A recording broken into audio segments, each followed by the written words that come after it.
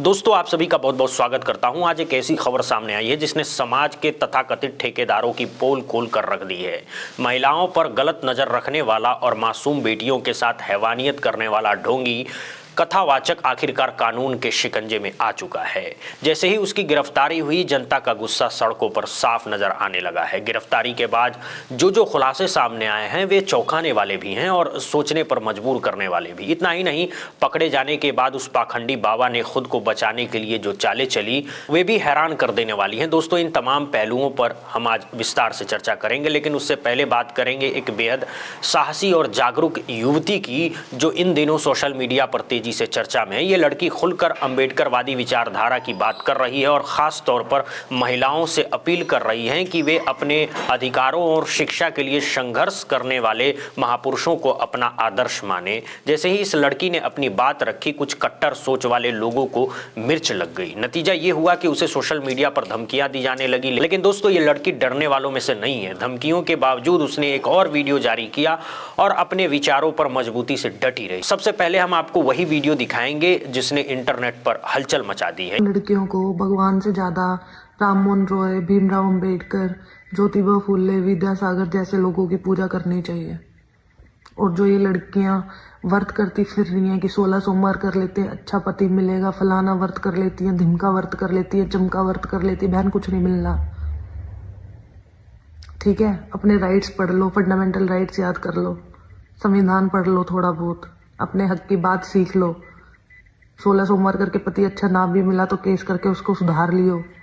अकेला भगवान क्या ही कर लेगा, थोड़ा पढ़ना भी पड़ता है। इस वीडियो में वो साफ शब्दों में कहती नजर आती हैं कि डॉक्टर भीमराव अंबेडकर और ज्योतिबा फुले जैसे महापुरुष महिलाओं, दलितों और वंचित समाज के लिए किसी भगवान से कम नहीं हैं।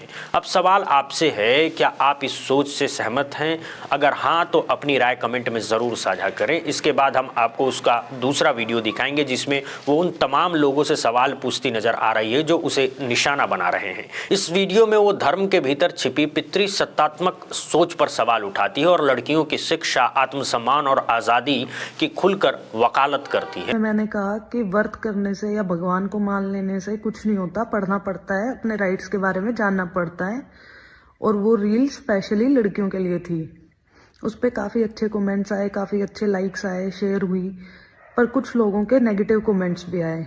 उन्होंने कहा कि कल्चर को खराब कर रही हो आप, हमारे रिलीजन के पीछे पड़ी हो, इतनी तुम्हें दिक्कत है तो तुम मुस्लिम्स के बारे में क्यों नहीं बात करती, तुम और धर्मों के बारे में क्यों नहीं बात करती, हिंदू धर्म को टारगेट करना बहुत आसान है।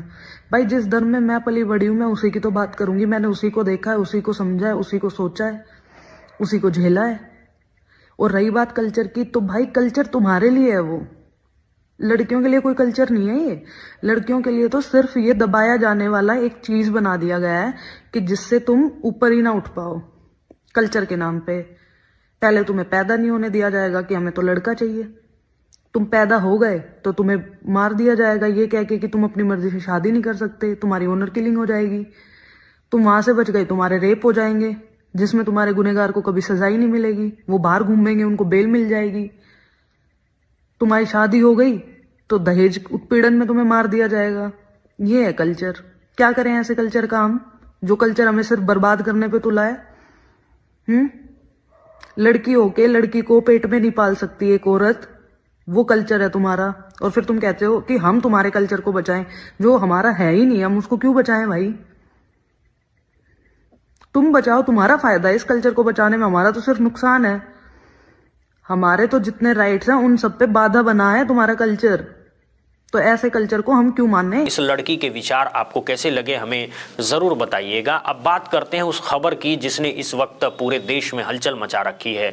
हर गली, हर चौराहे और सोशल मीडिया पर इसी मामले की चर्चा हो रही है। सबसे पहले आप इस हेडलाइन पर नजर डालिए, कथावाचक पर दुष्कर्म का आरोप, दरभंगा से गिरफ्तारी। आखिरकार ये कथावाचक, जिसे लोग अब पाखंडी कह रहे हैं, बिहार के दरभंगा से गिरफ्तार कर लिया गया है। इसका नाम बताया जा रहा है श्रवण दास जी महाराज। आरोप है कि 17 साल की नाबालिग लड़की के साथ शादी का झांसा देकर दुष्कर्म किए जाने की एफआईआर दर्ज कराई थी। जांच के दौरान पुलिस को श्रवण दास के खिलाफ कई अहम सबूत मिले, जिसके बाद उसके खिलाफ पॉक्सो एक्ट के तहत भी मामला दर्ज किया गया। अब दोस्तों, इस गिरफ्तारी के पीछे की कहानी और इस पाखंडी द्वारा किए गए कथित कारनामे बेहद चौंकाने वाले बताए जा रहे हैं। जैसे कि हमने बताया, लड़की का आरोप है कि श्रवण दास ने उसे शादी का भरोसा दिया और इसी बहाने उसका शोषण किया। बताया जा रहा है कि जब लड़की गर्भवती हो गई तो कथावाचक ने उसका गर्भपात भी कराया। इसके बाद वो करीब 1 महीने तक पुलिस की पकड़ से बाहर रहा, लेकिन अब आखिरकार कानून ने उसे दबोच लिया है। हालांकि गिरफ्तारी के बाद भी इस पाखंडी ने जो रवैया अपनाया है वो लोगों को हैरान कर रहा है। अब जब पुलिस उसे लेकर जा रही थी और पत्रकारों ने उससे सवाल पूछे तो वो किसी भी सवाल का सीधा जवाब देने के बजाय सिर्फ एक ही नारा दोहराता रहा, जय श्री राम, जय श्री राम। धर्म की आड़ लेकर वो खुद को बचाने की कोशिश करता नजर आया। अब पीड़ित के आरोप पर आते हैं। लड़की का कहना है कि जब वो कथावाचक के पास आशीर्वाद लेने जाती थी तो वो उससे आपत्तिजनक बातें करता था। ये बातें हम नहीं कह रहे हैं, बल्कि एक रिपोर्ट के हवाले से सामने आई है जिसमें पीड़िता के बयान का जिक्र किया गया है।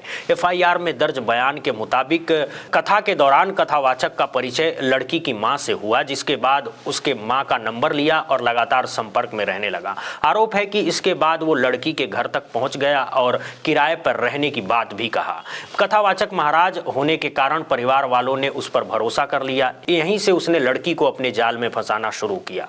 जब घर के बाकी सदस्य बाहर होते तब वो लड़की के साथ गलत हरकतें करता और उसे शादी का सपना दिखाता रहा। लड़की का कहना है कि जब उसने शादी की बात की तो कथावाचक ने ये कहकर टाल दिया कि वो अभी नाबालिग है। उसने कहा कि अभी शादी नहीं हो सकती, लेकिन सेवा करती रहो, सेवा का फल जरूर मिलेगा। इसी दौरान लड़की गर्भवती हो गई और उसका गर्भपात करा दिया गया। अब वही पाखंडी पुलिस की गिरफ्त में है, लेकिन जेल जाते जाते भी उसने आखिरी दांव खेलने की कोशिश की।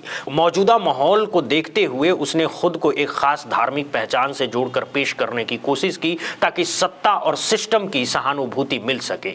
जेल जाते समय जब पत्रकारों ने सवाल पूछे तो उसने सिर्फ इतना ही कहा, सभी लोगों को जय सिया राम, जय सिया राम। साफ तौर पर देखा जा सकता है कि यह पाखंडी धर्म की ओट में खुद को बचाने की कोशिश करता नजर आया है। अब दोस्तों, ये जानना बेहद जरूरी है कि इस मामले को लेकर जनता क्या मांग रही है। लोगों में जबरदस्त गुस्सा है क्योंकि जिस तरह धर्म का इस्तेमाल करके इसने कथित तौर पर घिनौना कृत्य किए वो किसी भी हाल में माफ करने लायक नहीं है। जैसे ही पाखंडी कथावाचक की गिरफ्तारी हुई, सोशल मीडिया पर प्रतिक्रियाओं की बाढ़ आ गई। एक यूजर लिखती हैं कि अब इसे जल्दी ही जमानत मिल जाएगी क्योंकि इसे अपना आखिरी दाव चल दिया है। ये समाज के लिए कलंक है और इसे कड़ी से कड़ी सजा मिलनी चाहिए। वहीं एक अन्य यूजर व्यंग करते हुए लिखते हैं कि जेल से बाहर आते ही इसका धंधा और ज्यादा तेजी से चलेगा, इसीलिए पाखंडी नेताओं और ढोंगी संतों से दूरी बनाकर रखना चाहिए। एक महिला यूजर लिखती है कि पूरा देश ऐसे पाखंडियों से भरा पड़ा है, इस जैसे हजारों लोग महाराज का चोला पहनकर बैठे हों। उनका मानना है कि पहले ये लोग गलत काम करते हैं और बाद में खुद को संत घोषित कर देते हैं।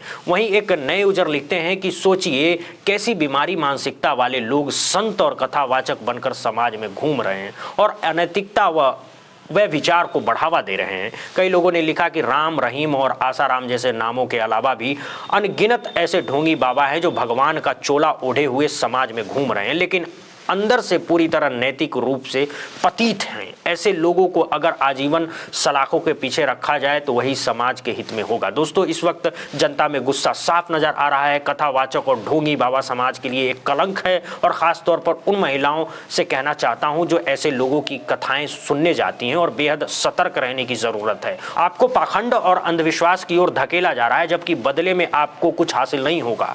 आप अपनी मेहनत की कमाई इन बाबाओं पर लुटा देती हैं और वही बाबा आपकी कीमत से करोड़ों की गाड़ियों में घूमते हैं। इसीलिए आधी आबादी यानी महिलाओं को अब और ज्यादा जागरूक होने की जरूरत है। साथ ही उस क्रांतिकारी और निर्भीक लड़की से भी सीख लेना चाहिए जो खुलकर कह रही हैं कि पाखंड को खत्म करना होगा और वैज्ञानिक सोच को बढ़ावा देना होगा। बहरहाल दोस्तों, इस वीडियो में इतना ही।